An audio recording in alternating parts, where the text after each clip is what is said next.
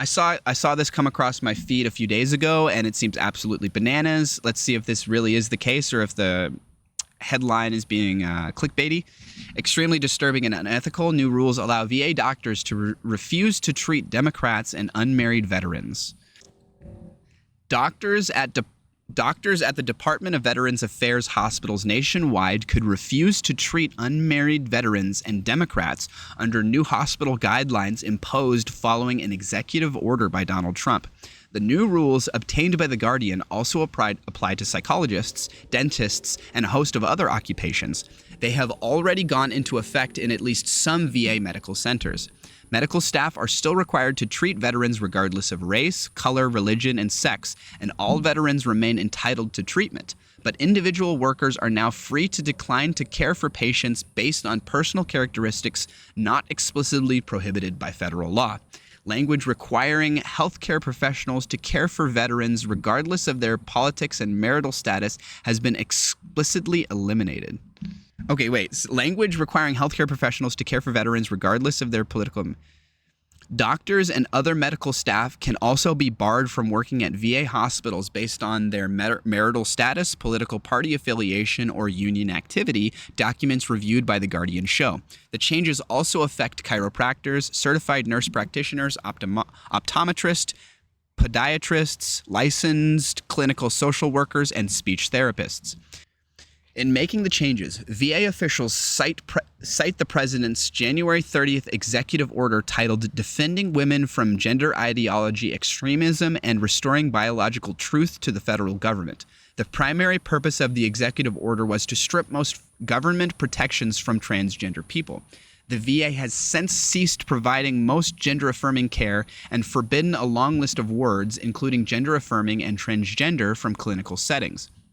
They seem to open the door to discrimination on the basis of anything that is not legally protected, said Dr. Kenneth Kaiser, the VA's top healthcare official during the Clinton administration. He said the changes open up the possibility that doctors could refuse to treat veterans based on their reason for seeking care, including allegations of rape and sexual assault, current or past political party affiliation or political activity, and personal behavior such as alcohol or marijuana use.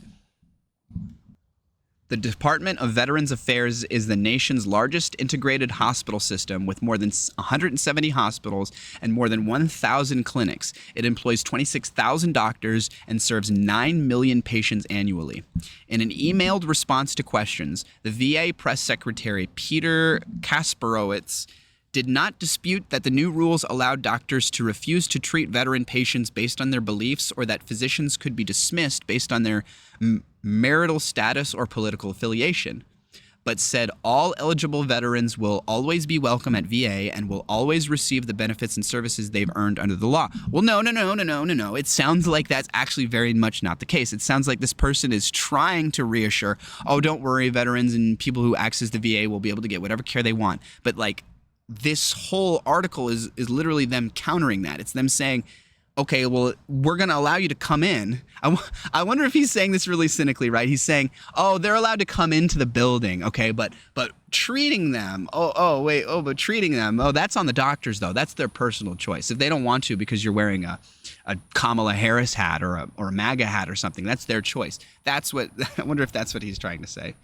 It is entirely conceivable with this rule change, though, that somebody tries to come in and get their like earned benefits and services from the VA, and then they come in and the doctor just refuses them for whatever reason, because they're unmarried, because they're a Democrat or Republican, or whatever the silly non-legally protected reason may be.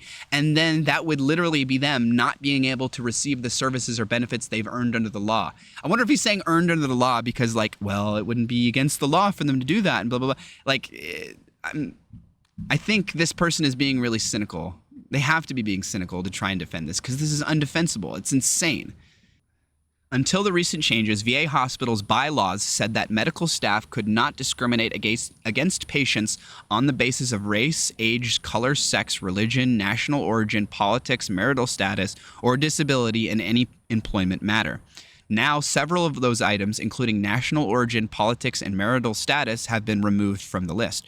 Similarly, the bylaw on decisions regarding medical staff. So is he arguing that, like, it's just a formality to remove those protected statuses from the list. That's literally what he's arguing. How would that be just a formality, though?